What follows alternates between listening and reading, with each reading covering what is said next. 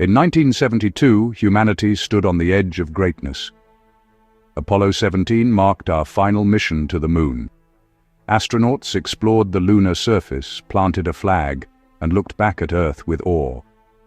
And then, nothing. For over 50 years, we've had the technology, the funding, and the ambition to return. Yet, after reaching for the stars, humanity turned away, as if we'd seen something we weren't supposed to. NASA said the program was too expensive. Politicians said there was nothing left to discover. But what if the truth runs deeper? What if the reason we never went back is because we were warned not to? Between 1969 and 1972, NASA completed 6 manned missions to the moon. Each one pushed the limits of human endurance, technology, and courage. But something strange happened after Apollo 17. 3 more missions, Apollo 18, 19, and 20, were planned and funded. Then almost overnight, they were quietly cancelled. The official explanation? Budget cuts and public disinterest. But in classified briefings and internal memos, whispers tell a different story. Insiders described an atmosphere of fear, something unspoken that the astronauts had encountered. Neil Armstrong himself hinted, "It was incredible, but we were never meant to be there." Others like Edgar Mitchell later spoke of cosmic truths being withheld from the public. What did they really find on the moon that made them stop everything? When researchers later tried to revisit Apollo's data, they discovered a shocking fact. NASA had lost or destroyed the original telemetry and video recordings of the moon landings. Over 200,000 magnetic tapes containing data from Apollo missions were erased or reused. Even the blueprints for the Saturn V rocket were misplaced. Think about that. The most important achievement in human history, and the records just vanished. When asked why, NASA officials gave inconsistent answers. Some said it was a clerical error. Others blamed data storage costs. But skeptics believe this was a deliberate purge, a cleansing of evidence that showed something they didn't want the world to see. Even the footage we have, grainy, filtered, and oddly staged, raises questions. Why are there so many discrepancies in lighting, angles, and reflections? Why did the astronauts describe seeing mysterious lights and structures beyond the craters? Something about those tapes didn't just go missing. It was removed. Over the decades, a handful of Apollo astronauts and mission insiders have dropped cryptic remarks. Buzz Aldrin once said they saw something out there, closing in. Neil Armstrong, known for his secrecy, hinted in a private speech that the truth is being hidden in plain sight. And Edgar Mitchell, Apollo 14 astronaut, stated before his death that we have been visited and NASA knows it. In declassified NASA transcripts, one chilling exchange allegedly occurred during Apollo 11. "Mission Control, you won't believe this. They're here, parked on the rim, watching us."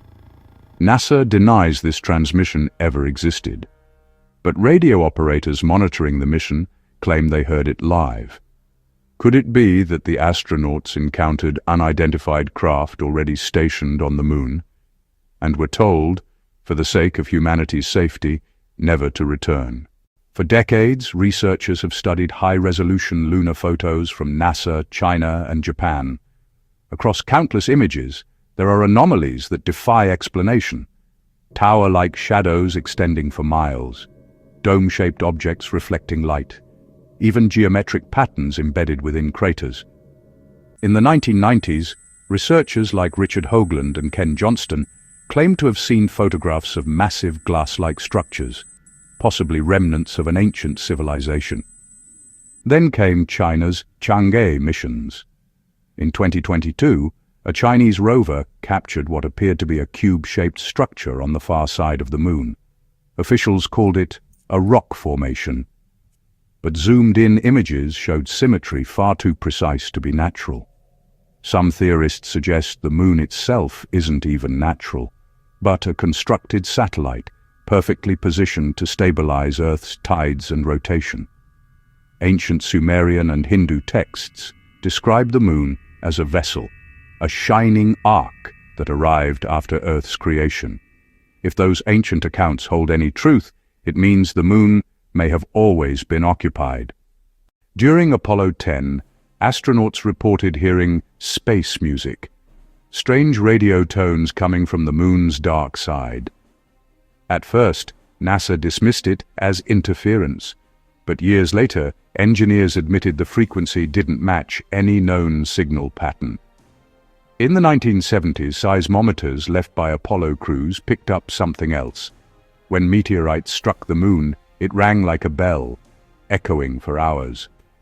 Scientists say this could be due to its composition, but others wonder if it's hollow, suggesting an artificial interior. More recently, amateur astronomers have recorded flashes, movements, and lights traveling across the lunar surface. NASA calls them transient phenomena. But the timing and the patterns hint that something is still active up there. If the moon is inhabited by machines, entities, or something ancient, then returning might not just be dangerous, it might be forbidden. Now, half a century later, NASA's Artemis program promises to take us back to the moon. But deadlines keep slipping, budgets rise, and strangely, despite modern cameras and live streaming, we haven't seen a single uncut feed from lunar orbit. If technology today is exponentially more advanced, why are we seeing less transparency than in 1969? Some insiders claim Artemis isn't just a mission, it's reconnaissance. They're not returning to explore, they're checking if it's safe to come back. Others connect Artemis to the rumored Lunar Gateway, a military installation to monitor whatever occupies the far side. And it's no coincidence, they say, that governments are racing to control lunar territory right now. Perhaps humanity didn't leave the moon. Perhaps we were evicted. Every ancient culture spoke of the moon, not as a rock, but as a being. The Egyptians called it Khonsu, the traveler. The Greeks called it Selene, the all-seeing watcher. And in Sumerian texts, the moon was tied to the gods who engineered humanity. Could those ancient stories be fragmented memories of real encounters? Could the moon be an ancient outpost, watching, waiting, recording? Modern scientists now admit we still don't know how the moon formed. The giant impact theory, that a collision created it, doesn't align with isotope data. The moon's density, orbit, and age all suggest it might be older than Earth itself. Maybe it's not just a moon. Maybe it's a relic, or even a warning beacon left by someone who came before us. So why haven't we gone back? Was it politics, fear, or something that made even the most powerful nations on Earth stand down? If the moon holds truths about our origin, or evidence of others who were here first, it would rewrite human history. And history, as we know, is rarely written by those who tell the whole story. Someday soon, we'll return. And when we do, the question won't be what we find there. It'll be who's been waiting for us. This is Uncharted Secrets, uncovering the hidden truths they don't want you to see. Until next time, keep your eyes on the sky.